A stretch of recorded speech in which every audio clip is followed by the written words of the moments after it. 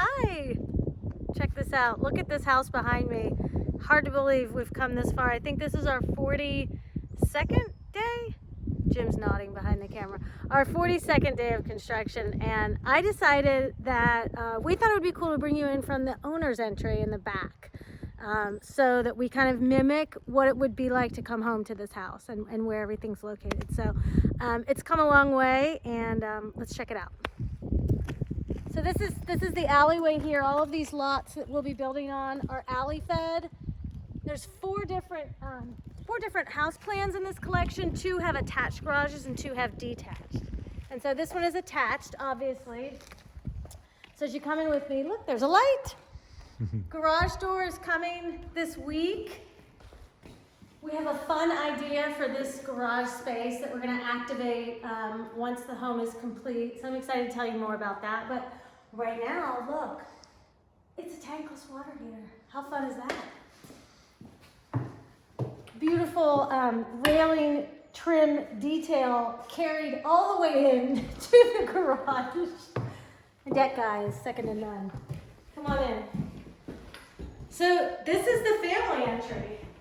So picture you've just come home with kids. You have groceries in your hand, backpacks, sporting equipment, whatever. First thing you do after the pandemic is what? You wash your hands. Watch this.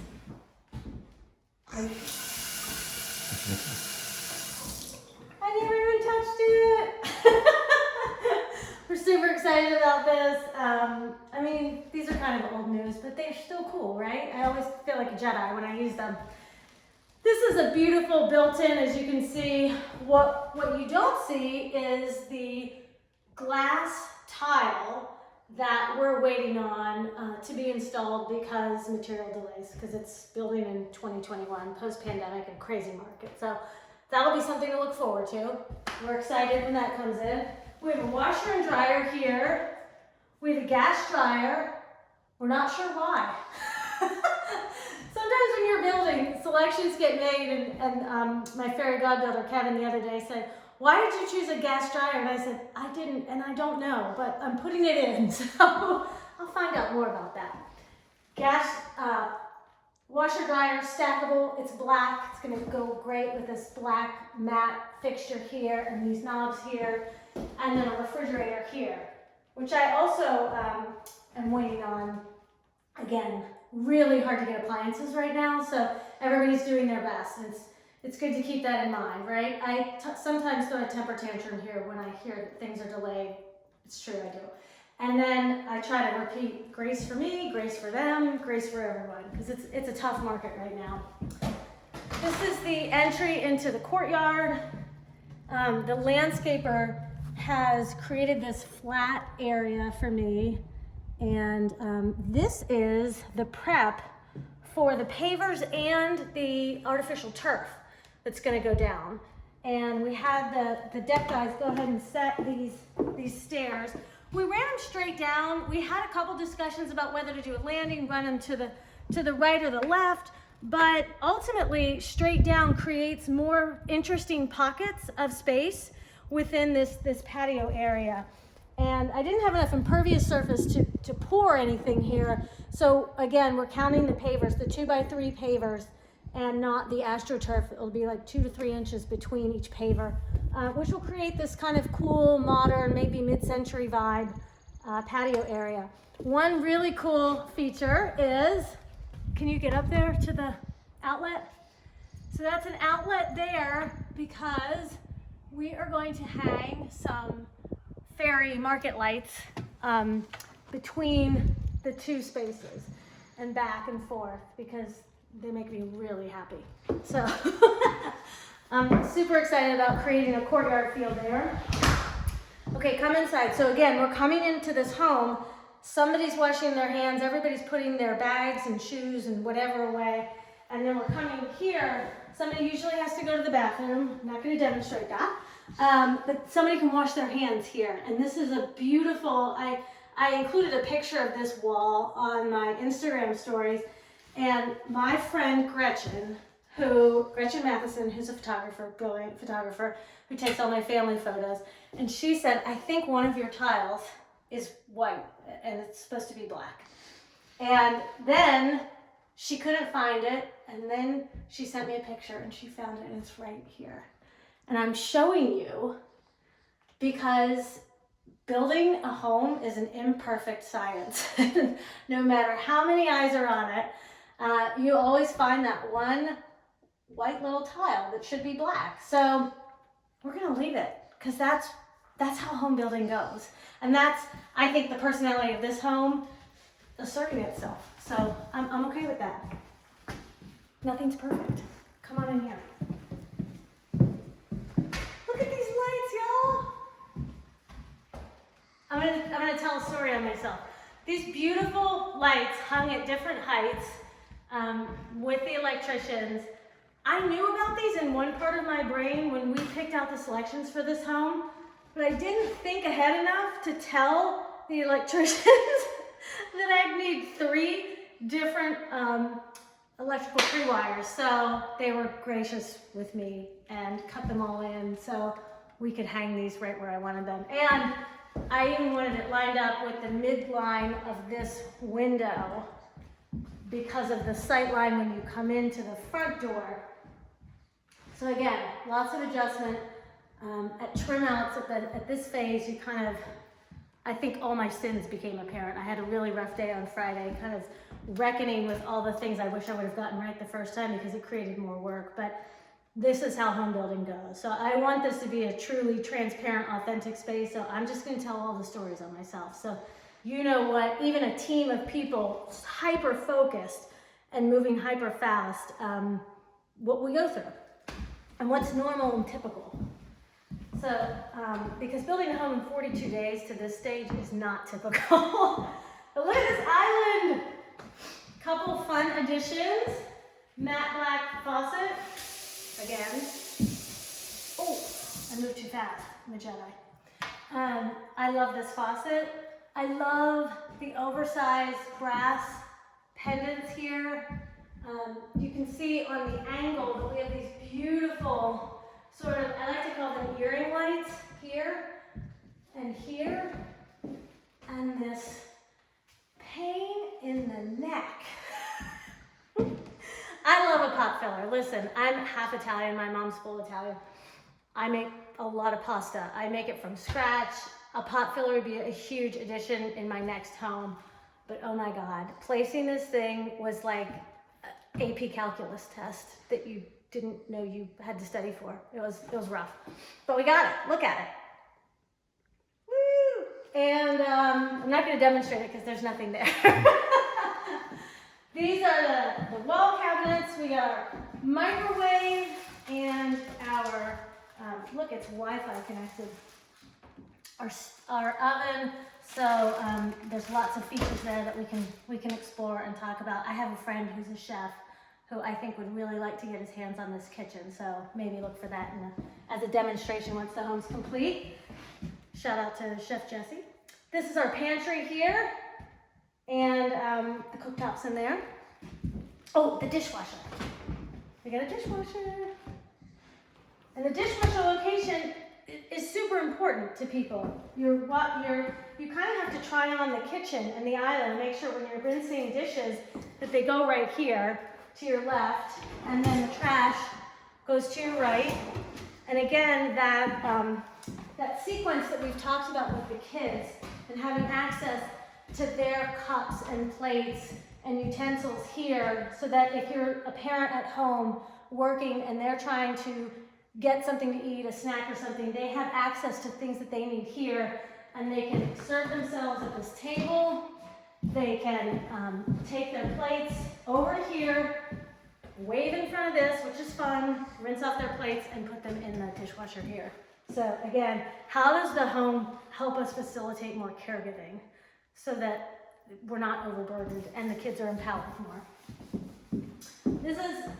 I think this might be my favorite space in the home because it feels so protected and really lovely, and there's no handle on this, but this is the pocket door to the Zoom space. And this is part of the cabinets. I love this top. I love the height, I love the light. I think the whole space being under the stairs, it creates this, I don't know, it feels really safe in here. And it feels really spacious actually too. So I can work and think and create and do whatever I need to do in this space. This is my favorite workspace in the house. Oh, I wanted to show the cabinets behind you. So this is a version of a pantry cabinet. Now, see these handles are here and here, and then there's not one here yet. But there will be one here, and one here and here for all my folks who love symmetry. Because this cabinet actually opens like this. And so you can see it's accessible from both sides. So you can put like pantry snacks or things that you might need in here. Hi. But it's a little different, and we had a discussion about, do we just put the pull here? But if we put the pull here, it's not going to give you the leverage you really need. You need it here too. But if we just put it here, it's kind of like a missing tooth. So we went for it, and we're going to do two handles here, even though you really don't need one on this side. It'll come out just like this. But you'll have two support handles here. And again, access for children. This is a really good height for that as well. We're still waiting on the hood, a white hood that will go between the two lights and just above that pot filler over there. Do you like our mantle? There's the mantle, this beautiful brick. We're leaving it unpainted. When we were doing the selections on this home, we really wanted them to make you feel grounded and safe. That's how we were trying to reflect the data point of safety, home as a safe space. And so we used a lot of organic, natural materials to make you feel that grounding. I think when I get anxious, I sort of feel like I'm floating above my head a bit. And so this home is hopefully anchoring you to what is real, what is certain, and what makes you feel safe. So if you come through here, this is the school, still waiting on our Dutch door, but look at that cute fixture in there. And then, should I give him a sneak peek? Okay. So this is the vestibule. We don't have the metal pocket door yet. But my daughter and I got to work on a cool project.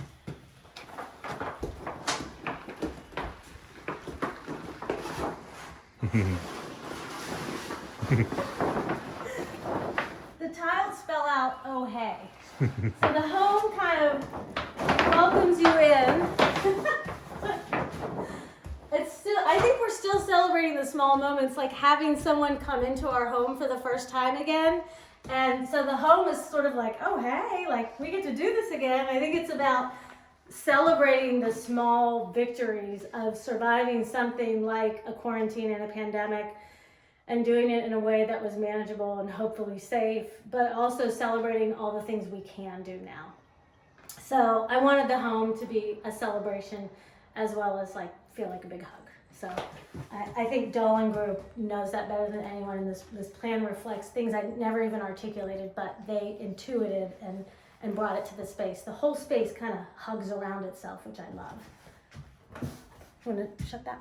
Okay.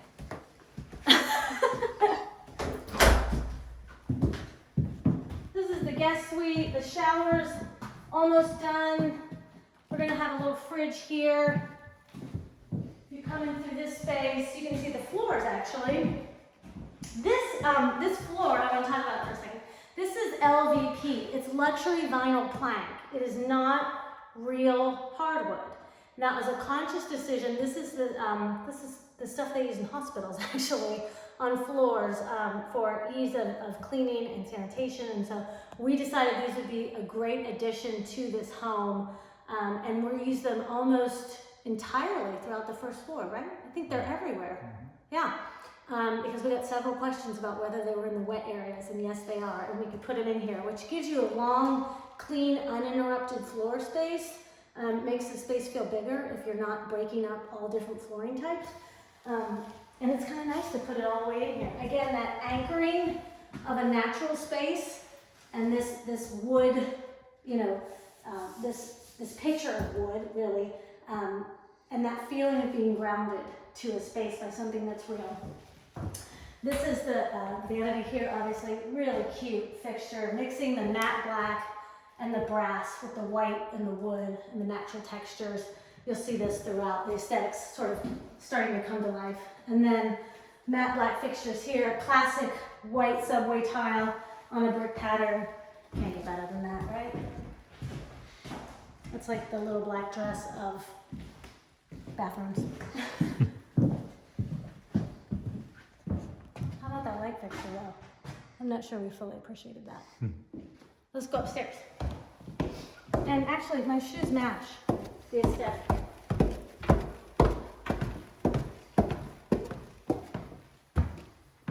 And again, the black, matte black, the wood, this gorgeous 6x6 window. It's gonna get trimmed this week. We're super excited it's been fixed. And man, I just love this window. There's always gonna be like a window appreciation moment for that. This is the first of the secondary bedrooms. So these are the kid bedrooms. This one has the attic pull down. I will tell a story on myself. This was not marked on our plans, and so we had to have the framers redo some work to make a space large enough because the trusses were closer than the space we needed to put the attic stairs up there. So learned a lesson there. Attic stairs will be here. The steps will fold down and come this way. And then eventually all the extra tile goes up there, so that's why you see it kind of piled up here. Beautiful built-in that we did here. And then this cute little light that's here. This will be a nice space, nice cozy space for creating moments of, you know, reflection or reading or just, you know, being held into a space comfortably that's not your bed. Or even for a young child, that could be a surface where they actually do some stuff. Stand out, that cute little age where they pull up. This space is another of the secondary bedrooms. Ceiling fan, this huge slider window, which I love the amount of light that it lets in. I'll tell a story on these built-ins here. Originally, we had this hanging part up top and these shelves on the bottom. Now, if you've ever had a child or known a child, they will climb this if it's down here. And look at me, I can barely reach, I can reach this one comfortably. There's no way I'd ever be able to reach a hanging rod up there. So it's kind of funny, the things you think of that make sense when you're designing, and then you actually put yourself in the space and imagine who's living in the space, and you're like, wait a second. So it's kind of funny though to imagine what it would be like if we actually didn't catch it, and then you came in here and your kid was like halfway up the wall experiment. Or not. Okay, did you see it? Look at this tile! Isn't it fun? I keep telling people it looks like your grandma's vintage sweater that she knitted for you in 1982. I love it. It's gonna have a big, huge glass door, obviously, and a shelf here, a bench, so that it's not just a kid shower. This is a bath that can age with the age of your children. So you have this nice, large shower as kids graduate from using the tub, but again, having so much space for the parents or caregivers who are actually doing the bathing with the children or monitoring them.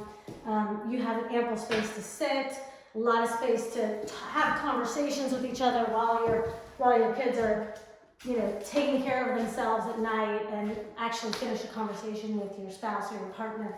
It's a nice space to do that. And this, Jim and I love this tile floor. We're actually thinking of using it in our own home with our kids' bathrooms.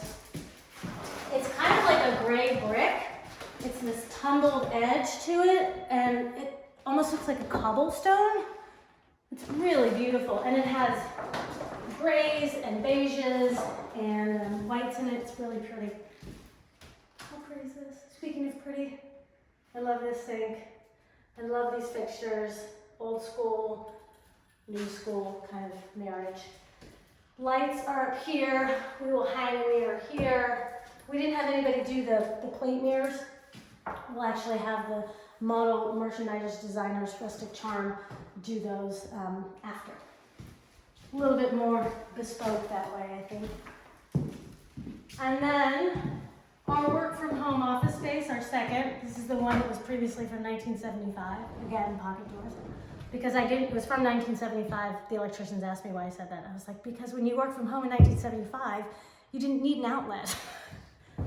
I didn't have outlets, but now I do. Thank you, electricians. I love this brick wall. Again, the grounding effect. We put it on this wall so you get credit from the hallway, so you can see it and kind of give you a little boost of like what's real, what's solid.